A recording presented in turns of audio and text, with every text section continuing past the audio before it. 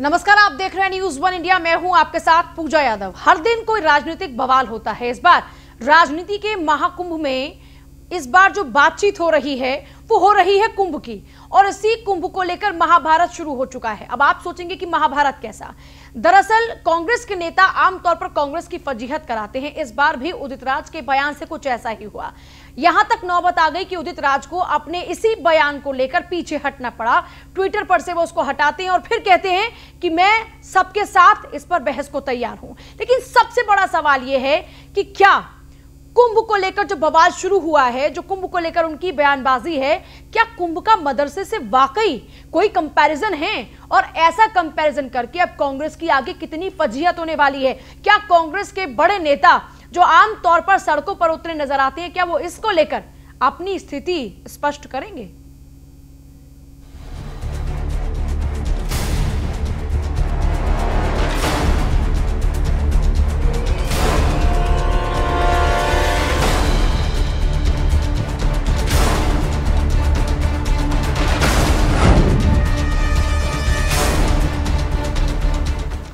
राजनीति के महाभारत में कुंभ पर बवाल शुरू हो चुका है। कांग्रेस नेता उदित राज कुंभ पर फजीहत करा रहे हैं। अपनी मदरसा और कुंभ की तुलना पर उदित राज बुरी तरीके से फंस चुके हैं। इतनी ज्यादा बुरी तरीके से फंस चुके हैं कि पूरी बीजेपी आक्रामक हो चुकी है, और आक्रामकता के साथ में तमाम नेताओं की ओर से लगातार बयानबाजी की जा रही है और कांग्रेस मानसिक दिवालिया पर आ चुकी है, यहां तक की बात कही जा रही है। और यह सब किसकी वजह से? उदित राज की वजह से। अब क्या उदित राज का यह वाकई अपना निजी बयान है, कांग्रेस का बयान नहीं है? राहुल गांधी अब इसको लेकर कुछ बोलेंगे, प्रियंका इसको लेकर कुछ बोलेंगी। कुंभ मेले में सरकारी पैसे के इस्तेमाल पर सवाल उठाए, विवाद बढ़ता देख डिलीट किया ट्वीट। असम सरकार के फैसले पर उदित राज को ऐतराज क्यों है? क्या तकलीफ है, क्या परेशानी है? क्या कुंभ और मदरसे पर सरकारी खर्च में कोई फर्क नहीं है? यूपी सरकार के 4200 करोड़ रुपए खर्च पर सवाल उठाए जा रहे हैं। सरकारी पैसे से मदरसा नहीं तो कुंभ क्यों? ये सवाल पूछे जा रहे हैं। असम सरकार के फैसले से बौखलाहट क्यों है? मदरसा बंदी पर इतना ऐतराज क्यों है? कांग्रेस की हिंदू आस्था कितनी सच्ची है? बीजेपी नेता ने कांग्रेस का दिवालियापन इसको बताया है, और इसी तरीके से अलग अलग बयानबाजियां तमाम सामने आ रही हैं। बीजेपी के तमाम नेता इसी तरीके से अब कांग्रेस को कोस रहे हैं, और वो ये तक कह रहे हैं कि अगर कांग्रेस का बस चले तो यहां जो धार्मिक क्षेत्र हैं उन तक पर ताला लटका दे।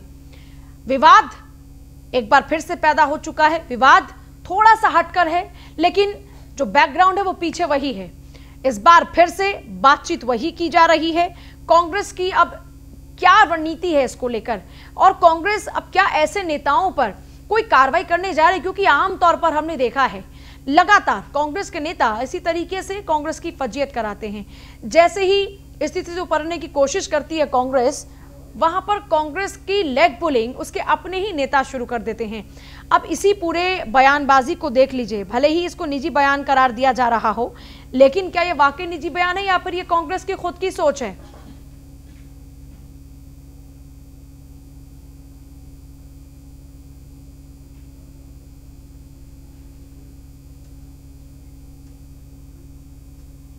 कांग्रेस की मानसिकता क्या है यह कहा जा रहा है।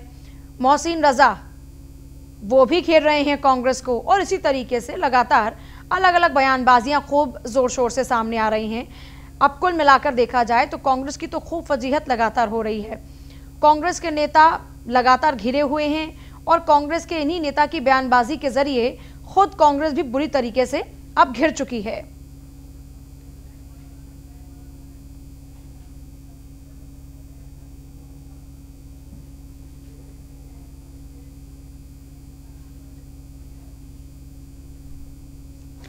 मदरसा और कुंभ की तुलना की है उदित राज ने।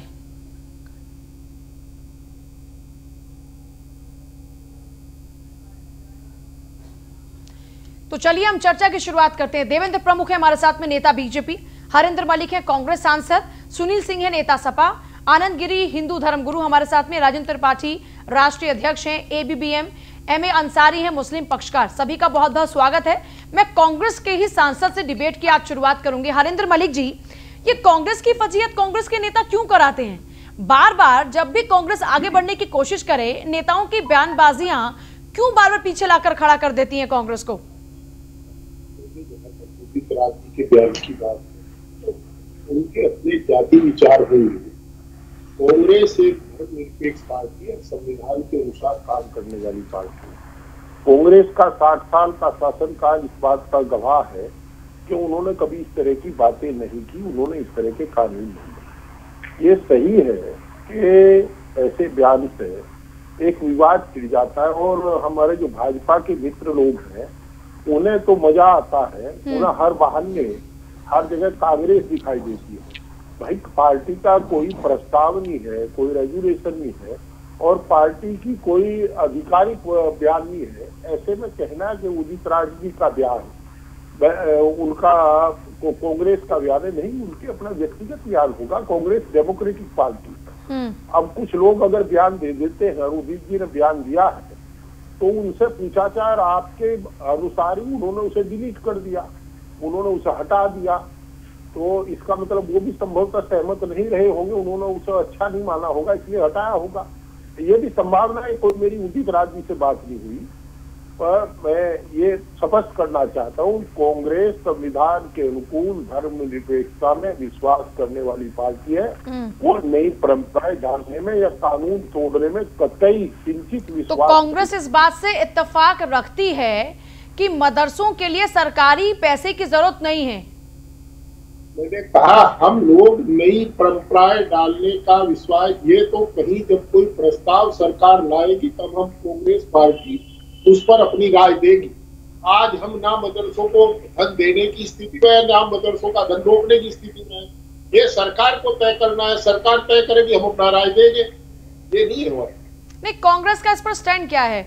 मदरसों को क्या पैसा जाना चाहिए, सरकारी खर्चे पर चलने चाहिए मदरसे? ऐसा है, देखिए मेरी बात सुन लीजिए। कांग्रेस का स्टैंड उसके 7 साल के शासनकाल में स्वतः स्पष्ट है।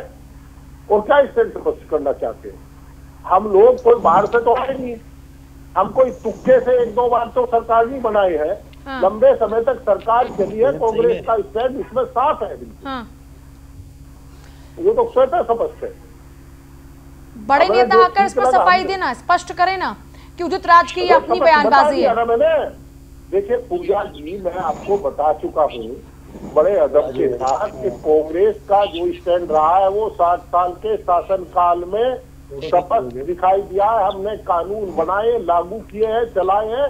जो ठीक लगा वो लगा, चला है, जो गलत लगा उतरों का आप तलाश ले उसमें। राजेंद्र त्रिपाठी जी भी बने हमारे साथ। मैं आती हूँ आपके पास में, मैं आती हूँ। राजेंद्र त्रिपाठी जी, कांग्रेस के नेता ऐसी बयानबाजी देते हैं, ऐसी बयानबाजी पर आप क्या समझते हैं? क्या सोच है कांग्रेस की, क्यों कह रहे हैं ऐसी बात? राजेंद्र त्रिपाठी जी, कांग्रेस के नेता ऐसी बातें क्यों कर रहे हैं? बातें समझ में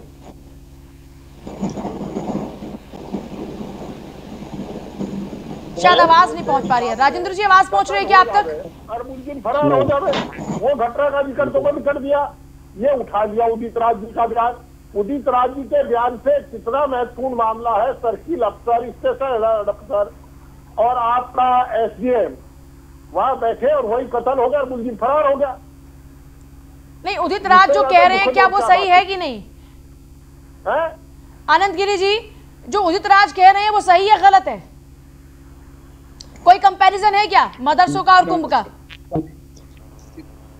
जी धन्यवाद, आपने बहुत अच्छा विषय लिया है। आज एक बेतुका बयान है उदित राज का, वैसे कोई राजनीति कोई कद नहीं है। उदित राज को मैं अपने साथ कभी भाजपा में ले गया था, मैंने खुद भाजपा में उनको भाजपा ज्वाइन कराई।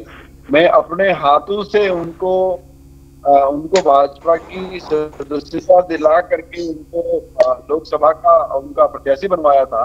और आज जब उनको प्रत्याशी नहीं बन पाए तो वो दिमाग हो गए। कांग्रेस ज्वाइन करने के बाद से वो फजूली काम कर रहे हैं।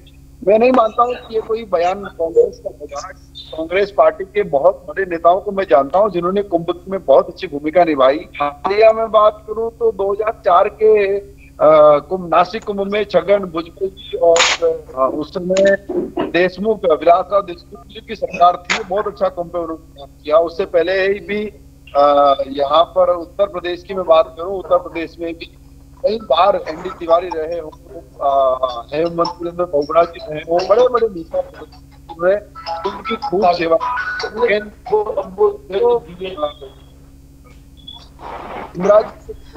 नेताओं ने कुंभ की सेवा की और कुंभ की महत्वता तो समझते हैं। मुख्य बात है, कुंभ कोई हिंदू धर्म का नहीं है, कुंभ इस देश की अस्मिता है, इस देश की पहचान कुंभ है। तो ये बात कांग्रेस के नेता क्यों नहीं समझ पा रहे हैं? ये बात उदित राज क्यों नहीं समझ पा रहे हैं कि ये अस्मिता की बात है? ये दुर्भाग्य है कि कांग्रेस के नेताओं सामने आकर के उनको डांटना चाहिए और उनको घर बैठाना चाहिए। खराब हो गई है, उनको गुलाम हो गए वो ऐसे उर्दू को बयान दे। यद्यपि ये कांग्रेस के नेताओं का एक भाव होने और इसको खुलकर इसका विरोध करना। कांग्रेस हिंदू धर्म को नहीं है। एक सेकंड, हरेंद्र मलिक जी, आप इनकी बात तो सुन रहे हैं आनंद गिरी की। ऐसे नेता को डांटना चाहिए, फटकारना चाहिए। आप तो खुद इतने बड़े नेता हैं कांग्रेस के। ऐसा है, मैं आपको बताऊं, गिरी जी ने आपको स्वतः ही स्पष्ट कर दिया।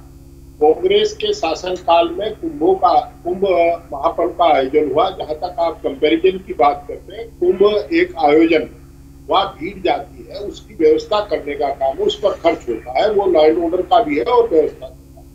मदरसा एक संगठन है जिसमें धर्म की शिक्षा दी जाती है, दुनिया की शिक्षा दी जाती है, जिनमें स्कूल है, कॉलेज है, उसमें कहीं भेदभाव धर्म के आधार पर नहीं होता हिंदुस्तान में। और हमने जहां तक डांटने की बात कह रहे हैं, पार्टी का निश्चित रूप से बात को डिसलाइकिंग होगी पार्टी की, तभी उन्होंने जाकर के इसको हटाया है, डिलीट किया। लेकिन वो तो ये कह रहे हैं कि उनके पास किसी का कोई फोन नहीं आया। इतना जब बखेड़ा शुरू हुआ तो खुद स्वतः उन्होंने हटा दिया वो ट्वीट। अच्छा, मैं ये आपको ये कह रहा हूँ, किसी ने उसको तायद भी तो नहीं किया उसकी सपोर्ट में कि हमारी पार्टी का कोई अधिकृत बयान आया क्या? आपने खुद एक बात कही, आप इतने वरिष्ठ नेता हैं कांग्रेस के, इतनी बार आप सांसद रहे हैं, आप तो बखूबी आपने खुद इस बात को कबूला भी कि ऐसे नेता पार्टी की छवि को खराब करते हैं। तो आप जैसे बड़े लोग ऐसे लोगों के बायकॉट क्यों नहीं करते हैं? मैंने ऐसा नहीं कबूला, मैं ये कह रहा हूँ कि पार्टी की नीति के प्रतिकूल बयान नहीं देना चाहिए। ये हमारी पार्टी प्रेसिडेंट के बार बार निर्देश है, जनरल सेक्रेटरी जी के निर्देश। और देखिए, मैं फिर बता रहा हूँ, 60 साल हम लोगों के शासन काल में हमारा कांग्रेस पार्टी संविधान के प्रतिकूल कार्य न स्वीकार करती है न खुद करती है। हम तो संविधान के अनुसार चलते हैं। संविधान में ऐसी कोई व्यवस्था नहीं है। यहाँ तो पंथ निरपेक्ष, धर्म निरपेक्ष राष्ट्र, उसी में हम काम करते हैं। अब किसी आयोजन का कुंभ का मदरसों का कंपैरिजन करने का कोई बहस ही नहीं होनी चाहिए इसमें। कुंभ अपना स्थान रखते हैं, मदरसे एक तालीम देते, दीन की तालीम देते, और एक अलग संस्थान, और ये एक आयोजन है धार्मिक आयोजन। हमने तो मुस्लिम समाज के इज्तिमा होते देखे हैं, वहां भी पुलिस पर लगाई जाती है, छिड़काव भी होता है, भाई किसी को दिक्कत रहा, सब होता है। राजेंद्र, मैं आती हूँ, चलिए राजेंद्र त्रिपाठी जी, आवाज पहुंच रही है क्या? आपकी आवाज आ रही है। राजेंद्र त्रिपाठी जी, आप कांग्रेस के नेता की बातों को बखूबी सुन रहे हैं। उनका कहना है कि कुंभ का अपना विशेष स्थान है और मदरसों का अपना।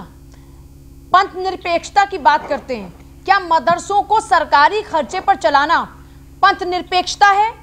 और कुंभ के लिए सरकारी खर्चा करना क्या पंथ निरपेक्षता है? नहीं पूजा जी, ऐसा नहीं, जो मैंने कहा है उस शब्दों को कहो। सनातनी है। आपके शब्दों को जनता देख रही है, जनता सुन रही है, मैं कहाँ तोड़ मरोड़ रही हूँ। आपने जो कहा, आपने कहा पंथ निरपेक्षता है, आप पंथ निरपेक्ष हैं। मैंने कहा पंथ निरपेक्षता में धर्म निरपेक्षता में विश्वास रखते हैं। मैंने कहा मदरसों में दीन की तालीम दी जाती है, वो अलग चीज है, खर्चे का सवाल नहीं आया। और देखिए, हिंदुस्तान के अंदर मैं जरा जवाब त्रिपाठी जी से ले लूं, ठीक है? त्रिपाठी जी जवाब दीजिएगा। चलिए, मैं आपकी बात को छोड़ती हूँ। ये बताइए, क्या मदरसे का कुंभ से कोई कंपैरिजन है त्रिपाठी जी? कोई नहीं, कोई नहीं।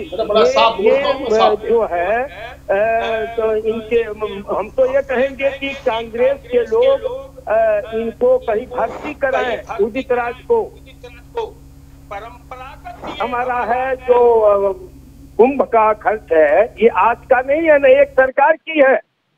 जैसे जैसे समय आ रहा है, हर साल महंगाई बढ़ती है, वो होता है, वो खर्च होना चाहिए, ये सनातनी व्यवस्था है। और रह गई इनके बयान की बात, उदित राज की, तो ऐसे लोग समाज में जहर घोल करके और तुष्टीकरण की राजनीति कर रहे हैं। इनको ये चिंता देश और समाज की चिंता नहीं है। ऐसे नेताओं को, ऐसे राजनीतिक दलों को अपने वोट बैंक की ज्यादा चिंता है। ये नेता है, ये देश के नेता है। इसी तरह का बयान बोलना चाहिए जो समाज विघटित हो, राष्ट्र विघटित हो। कहाँ थे इस समय ये बीजेपी के सांसद थे दिल्ली में?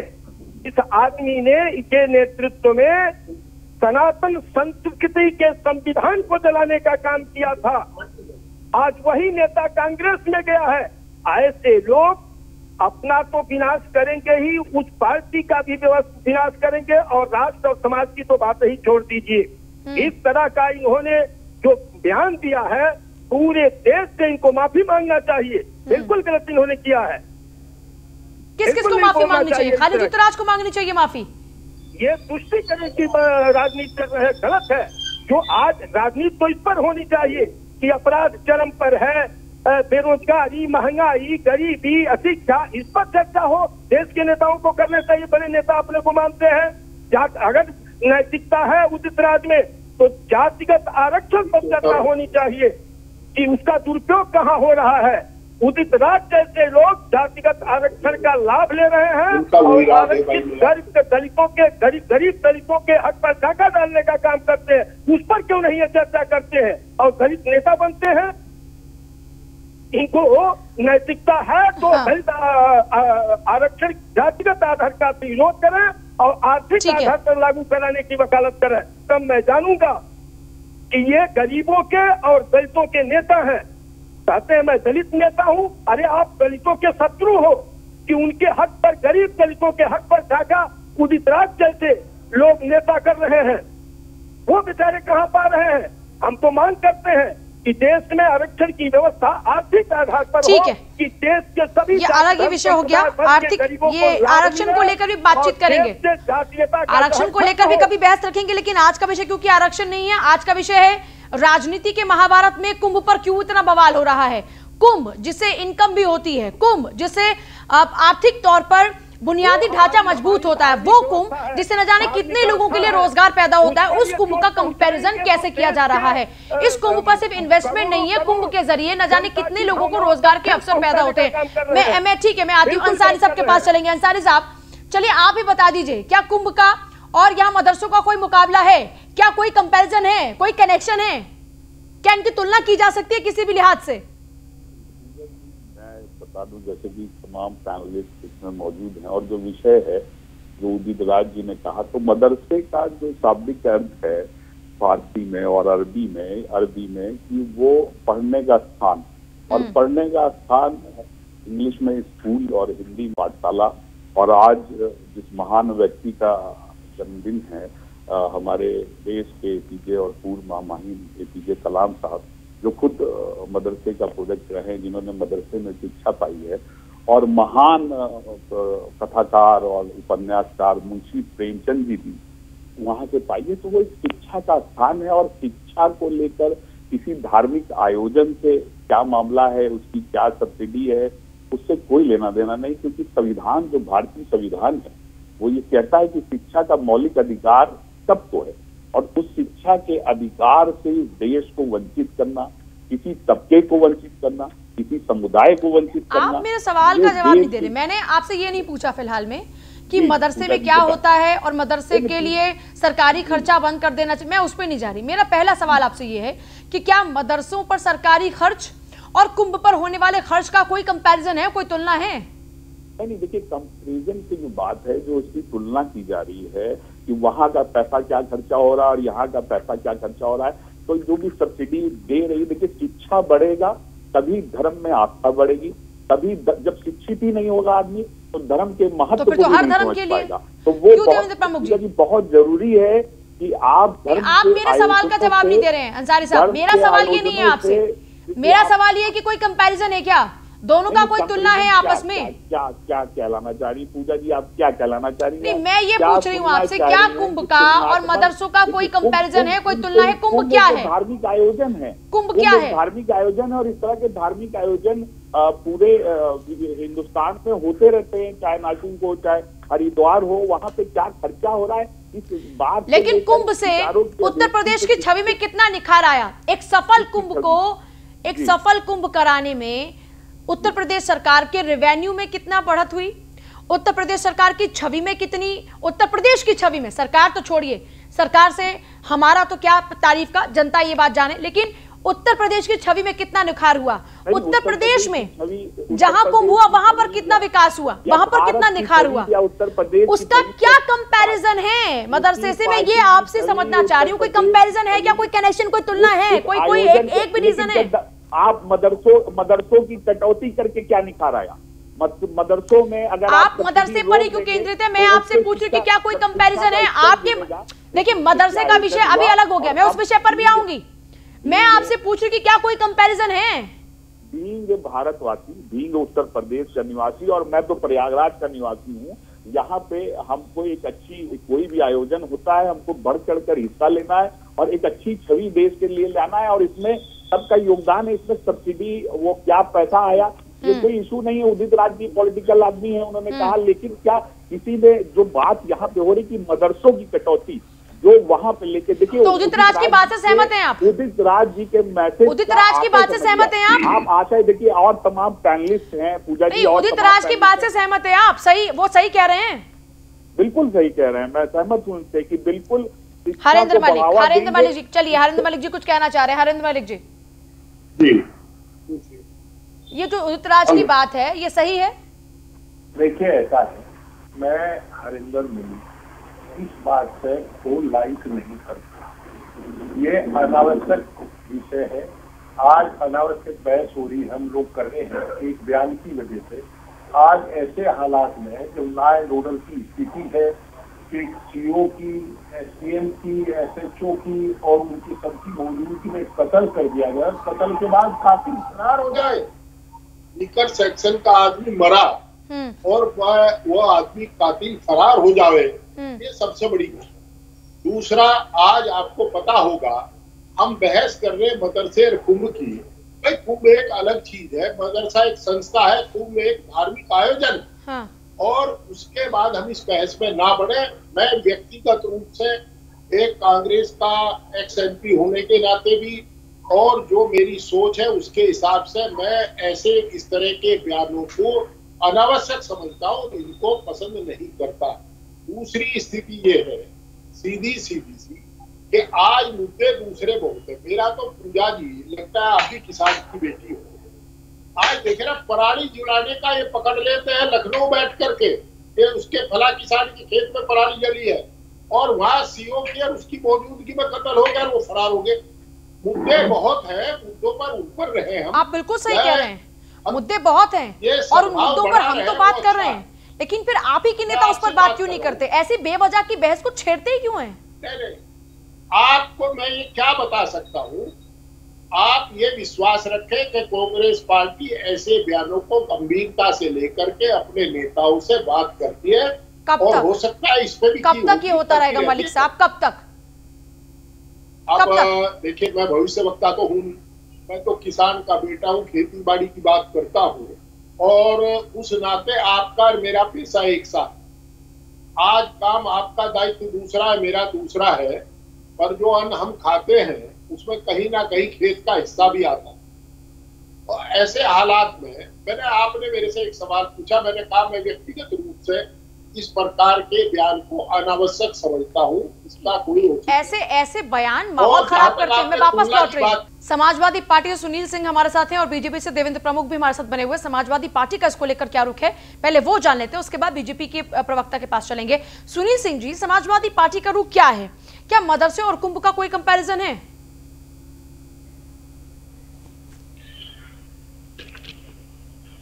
थोड़ा मैं देर से जुड़ा हूं, इसके लिए मैं क्षमा चाहता हूं।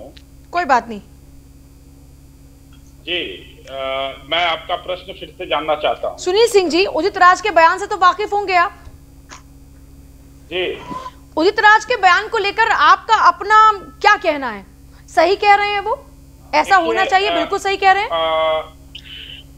नहीं, जैसे मैं आपको बुरा बता दूं, उदित राज जी का बयान जो भी हो, लेकिन हमारा जो मानना है कि अगर कुंभ में कुंभ की या किसी भी प्रकार का जो धार्मिक आयोजन है, चाहे कुंभ का आयोजन हो, चाहे किसी कोई और आयोजन हो, वो इस देश की अस्मिता से जुड़ा हुआ आयोजन है और इस देश की अस्मिता से जुड़े हुए आयोजन के नाते हम लोगों को कोई एतराज नहीं होना चाहिए। हाँ, ये जरूर है कि अगर कुंभ पे 4200 करोड़ रुपया अगर गवर्नमेंट ने खर्च किया है, 42,000 करोड़ रुपया अगर गवर्नमेंट ने खर्च किया है, तो और जगह भी खर्च होने चाहिए। और वो क्योंकि इससे पहले जब समाजवादी पार्टी की सरकार थी और उत्तर प्रदेश में नागरिक जो है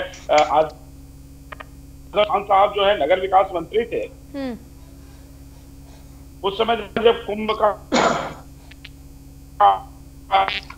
आयोजन हुआ था तो समाजवादी पार्टी की सरकार ने बहुत बढ़ चढ़ करके उसका आयोजन करवाया, क्योंकि कुंभ हम अगर निश्चित रूप से ठीक नहीं हो, मैं जानता हूं कि कुंभ का आयोजन हो, किसी प्रकार का आयोजन हो जो इस देश की अस्मिता से जुड़ा हुआ, इस देश के सांस्कृतिक धरोहर है, हम सबका उसका सम्मान करना चाहिए। यहाँ धर्म को जोड़ करके कुंभ का आयोजन या किसी प्रकार के और आयोजन को नहीं देखना चाहिए, मुझे लगता है। मतलब जो उदित राज कह रहे हैं, मदरसा और कुंभ का कोई कंपैरिजन नहीं है, कोई तुलना नहीं है, ये कह रहे हैं स्पष्ट शब्दों में? नहीं, मदरसा और कुंभ अपनी जगह पे है, कुंभ का महत्व अपनी जगह पे है, मदरसे का महत्व अपनी जगह पे। अच्छा, मतलब मदरसों का महत्व है। मदरसों का महत्व क्या है? कुंभ का भी सम्मान। मदरसा का महत्व और उपयोगिता क्या है? एक नहीं, क्यों नहीं, मदरसे क्या है? मदरसे मैं आपसे पूछ रही हूँ, मैं आपको बता नहीं रही, मैं आपसे पूछ रही हूँ कि क्या महत्व और क्या उपयोगिता है। देखिए, मदरसे से बच्चे तालीम ग्रहण करते हैं और किसी को तालीम से वंचित नहीं किया जा सकता है। मदरसा तालीम ग्रहण करने का एक संस्थान है, उससे उसका सम्मान होना चाहिए, उसका संरक्षण होना चाहिए। कुंभ इस देश की, भारत की सांस्कृतिक धरोहर है, उसका भी सम्मान होना चाहिए, ऐसा हमारा मानना है। देवेंद्र प्रमुख, सुना आपने, समाजवादी पार्टी का भी आपने पक्ष सुन लिया, कांग्रेस का भी पक्ष आपने सुन लिया। ये कह रहे हैं कि दोनों की उपयोगिता और महत्व अलग अलग है, लेकिन दोनों की उपयोगिता और महत्व है, ये बात बहुत श्योर है। पूजा जी, बहुत बहुत धन्यवाद। 35 मिनट के बाद आपको ध्यान रहा कि मैं भी यहाँ बैठा हूँ, इसके लिए आपका आभार, धन्यवाद। अगर मैं भी सुनील सिंह की तरह आपसे लेट जुड़ता तो शायद मुझे नहीं होता, पर मैं समझता हूँ कि मेरी जरूरत भी कम है। अगर कभी ऐसा लगे भारतीय जनता पार्टी की माफी, उसके लिए माफी चाहूंगी मैं, देवेंद्र जी माफी चाहूंगी उसके लिए। पूजा जी, कोई दिक्कत नहीं है, लेकिन ध्यान रखना चाहिए, एक अच्छे एंकर का यह काम है कि कम से कम एक बार पैनलिस्ट को टच जरूर करा दे, चाहे उसको 1 मिनट के लिए कराए या 30 सेकंड के लिए कराए। नहीं, दरअसल कुछ तकनीकी खराबी थी देवेंद्र जी, ऐसा नहीं कि मेरे जहन में आप नहीं थे, ऐसा बिल्कुल भी नहीं है। और आप कई दफा डिबेट पर जुड़ते रहे, तो ये शिकायत तो आपकी खैर गैर वाजिब है, आप भी समझिए कि कोई ना कोई तो वजह रही होगी। पैनलिस्ट को ये पता होना चाहिए कि वो किस प्रवक्ता के साथ डिबेट कर रहे हैं। कम से कम हम लोग जो हैं स्काई कॉल के माध्यम से डिबेट कर रहे हैं और एक दूसरे का फेस नहीं देख रहे हैं और आवाज से डिबेट कर रहे हैं, और आप इतना भी नहीं कर सकते कि उसे 30 सेकंड इतने दे दिए जाएं कि वो अपना परिचय आपसे करा सके। कम से कम अदर्स पैनलिस्ट, बहुत सम्मानित मेरे आदरणीय सांसद जी बैठे हैं, मुजफ्फरनगर से संबंध रखते हैं, मैं बहुत अच्छे से जानता हूं, बहुत अच्छा पैनल आपके साथ बैठा है, लेकिन मुझे 40 मिनट लग गए, मात्र 10 मिनट की आपकी डिबेट रखी। अब आप अपने मिनट्स व्यर्थ क्यों कर रहे हैं देवेंद्र प्रमुख जी? इतनी दफा आप जुड़े, इतनी शिकायत तो अच्छी नहीं है, कोई परेशानी, तकनीकी परेशानी थी, इसीलिए आपको बताना की वजह थी आपके पास तक ना पहुंचने की। इसका मकसद और मतलब ये बिल्कुल भी नहीं कि आप जहन में नहीं थे। चलिए मुद्दे पर आ जाते हैं। आपकी देखिए, हो सकता है आपको नहीं पता सिचुएशन यहाँ पर क्या थी, और आपकी अपनी जो नाराजगी वो वाजिब हो सकती है अपनी जगह पे, बिल्कुल सही बात है, लेकिन अब मुद्दे पर आ जाते हैं। आपकी शिकायत हो गई, मैंने आपको जो परिस्थिति थी वो बता दी, अब मुद्दे पर आ जाते हैं।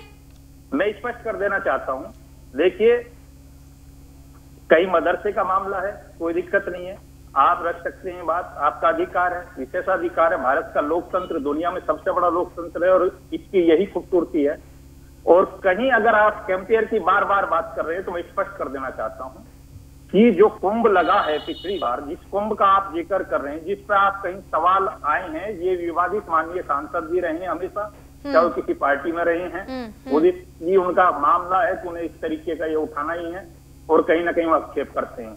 मैं निवेदन ये करना चाहता था कि कांग्रेस के बड़े लीडर्स, राष्ट्रीय लीडर्स को, माननीय राहुल गांधी जी को ऐसी जुबान पर, ऐसे कटाक्ष पर तुरंत जो है आकर एक बयान देना चाहिए। और ये इतना डिबेट इस पर होने लायक मैं इसको नहीं समझता कि किसी बड़े नेता का अगर इस पर आ जाता तो शायद आप लोग डिबेट नहीं कराते, किसी अच्छे मुद्दे पर कराते। आज देश में सब चीज की जरूरत है। विपक्ष बार बार कहता कि कई चीज पे डिबेट होनी चाहिए, वो विकास को लेकर करें या कोविड-19 की जो बात चल रही है, जो आपदाएं देश में है उस पर चल रही है। भारतीय जनता पार्टी हमेशा चाहती है कि मुद्दे पर बात हो, मुद्दे की बात उठाई जाए। और मैं इन दोनों चीजों को जो कंपेयर की बात कर रहे हो तो अंतर को भी आपको बता देना चाहता हूं कि जो कुंभ है ये भारत सनातन धर्म संस्कृति का, यहां 80 करोड़ से ज्यादा लोग अपनी स्वयं आस्था जोड़कर भारत से रखते हैं और भारत से आदर्श दुनिया में जितने सनातन धर्म संस्कृति के लोग हैं उन सबकी आस्था भारतवर्ष के कुंभ में है, जो कि पिछली बार साबित हुआ है। कितना बड़ा रेवेन्यू सरकार को इसके माध्यम से आया। दुनिया के हर कोने से व्यक्ति हर कंट्री से आकर इसका हिस्सा बना। ये खूबसूरती है इस भारत की, ये खूबसूरती है सनातन धर्म की, ये खूबसूरती है। हम नहीं एक सवाल में और एक जानकारी उसी सवाल में, क्योंकि आप लोगों से सवाल पूछे जा रहे, विपक्ष ने सवाल पूछे तो उनको ये भी जवाब दे दीजिएगा देवेंद्र जी कि जो 4200 करोड़ रुपए खर्च की बात हो रही है रेवेन्यू के माध्यम से, उससे कम, उससे ज्यादा या उसके बराबर का रेवेन्यू सरकार ने हासिल भी कर लिया, ये जवाब में आपकी तरफ से होगा तो ये डिबेट बहुत ही ज्यादा सक्षम और बहुत अच्छी और आगे बढ़ेगी। देखिए पूजा जी, मैं इस पर ये कर देना चाहता हूं कि रेवेन्यू का मामला है, कुछ चीज ऐसी है सरकार ने इसमें ज्यादा किया, सरकार ने इसके बराबर किया, सरकार ने इसमें कम किया। मैं आपको लास्ट में आके ये कह देना चाहता हूं कि जिस चीज की मैंने जरा बात की है, जो 80 करोड़ लोगों का जिक्र किया, जो मैंने 135 करोड़ लोगों का जिक्र किया, जो मैंने पूरी दुनिया का जिक्र किया, कहीं कहीं सरकार हो या देश में कोई भी ऐसी प्रदेश की सरकार हो कि जहां उसके सम्मान की बात हो, तो कांग्रेस के नेता ऐसी बात क्यों कर रहे हैं? लॉस में भी उठाकर कांग्रेस के नेता ऐसी बात क्यों कर रहे हैं? करना पड़ता क्योंकि आस्था का विषय है।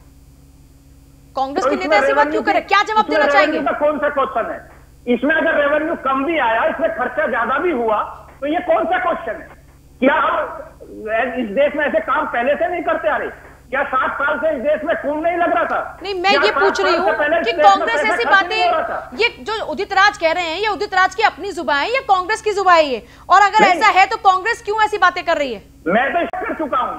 अगर राहुल गांधी जी स्वयं आकर इस पर उदित राज जी को इस बात पर उनको एक बार बोलना चाहिए था कि उन्होंने इस तरीके का बयान देने का कोई अधिकार अगर नहीं बोल रहे हैं तो उसके पीछे का मकसद क्या है जी? अगर नहीं बोल रहे हैं राहुल आकर या प्रियंका जो कि उत्तर प्रदेश की कमान को संभालती है, वो अगर आकर कुछ नहीं बोले तो उसके पीछे की वजह क्या है? हो सकता है कि कहीं ना कहीं वो इनडायरेक्ट में उनको सपोर्ट कर रहे हो, चाहता हूँ बोले इस तरीके का बयान आए जिससे चर्चा बनी रहे। और इससे क्या फायदा होगा कांग्रेस को? देखिए ये पूजा जी, ये तो कांग्रेस जानती है कांग्रेस की क्या नीति है, सपा की क्या नीति है, बसपा की क्या नीति है।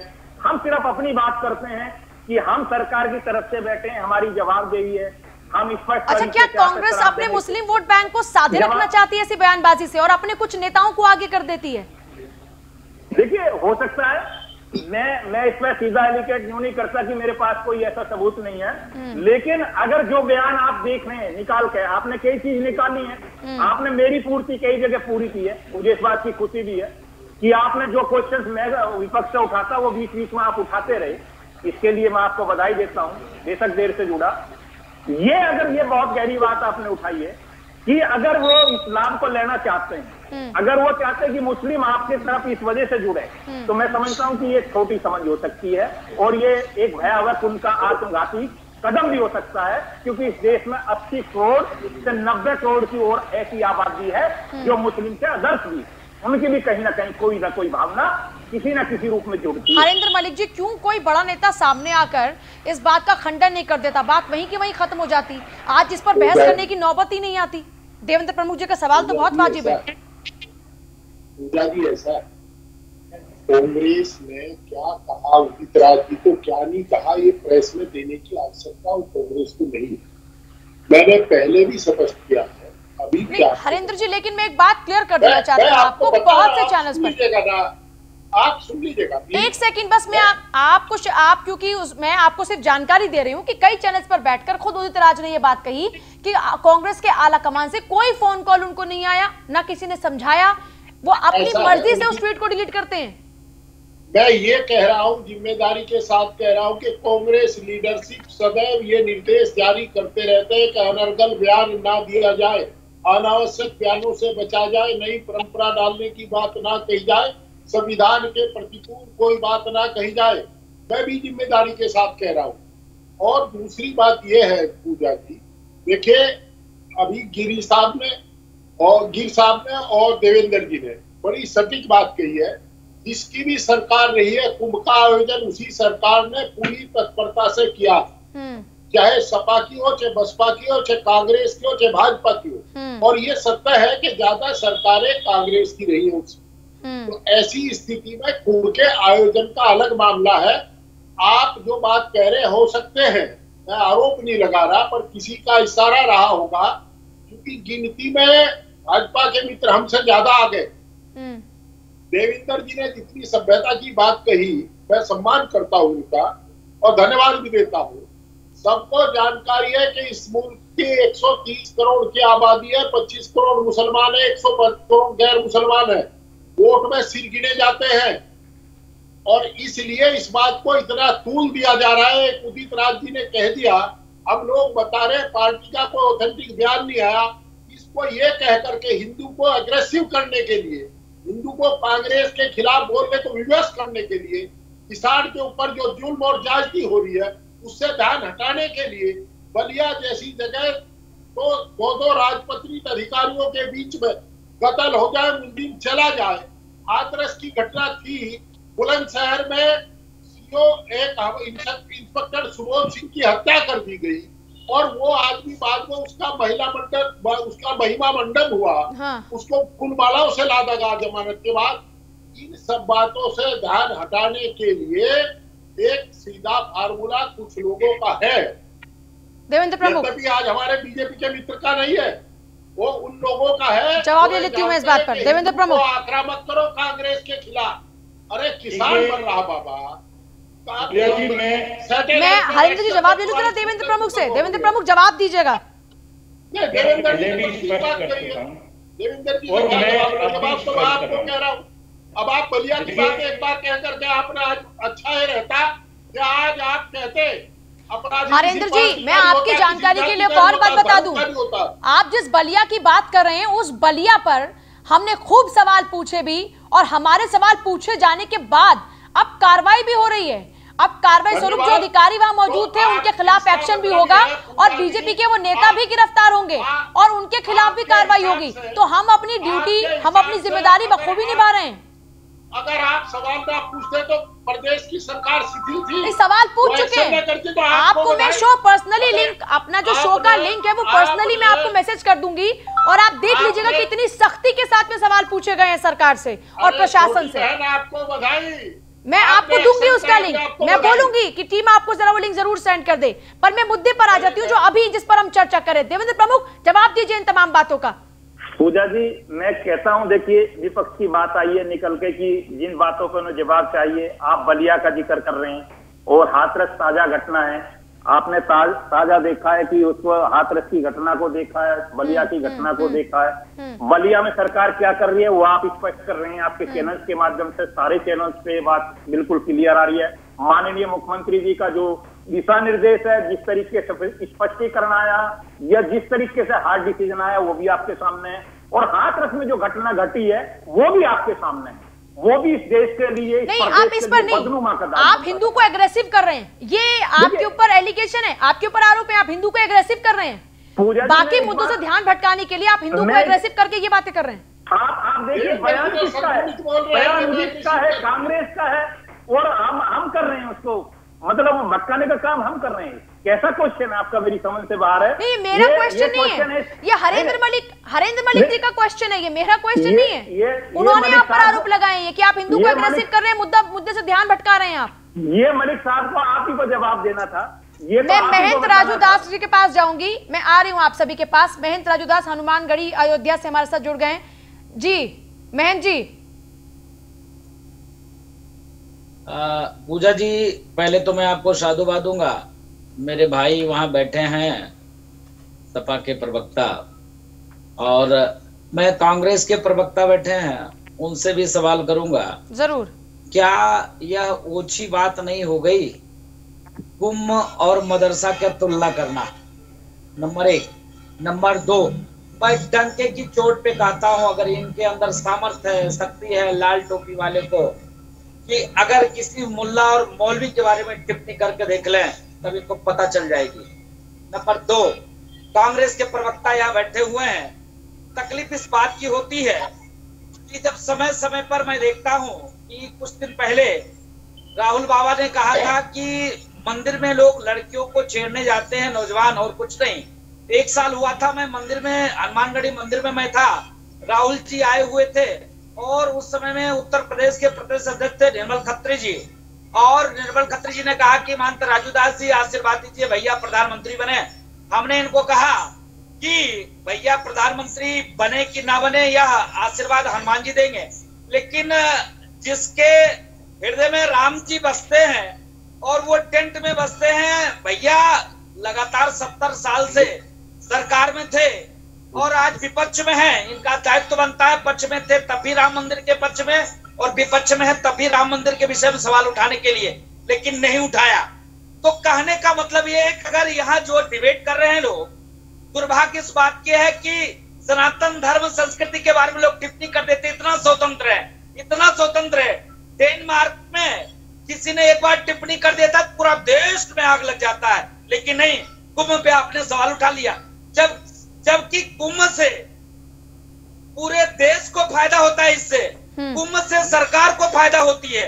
लेकिन आप देखो कि जब हज होता है, हज के लिए सरकारी पैसे से हज जाते हो, उससे किसी को 1 रुपया लाभ नहीं होता, फिर भी आप हज के लिए सब्सिडी देते हो।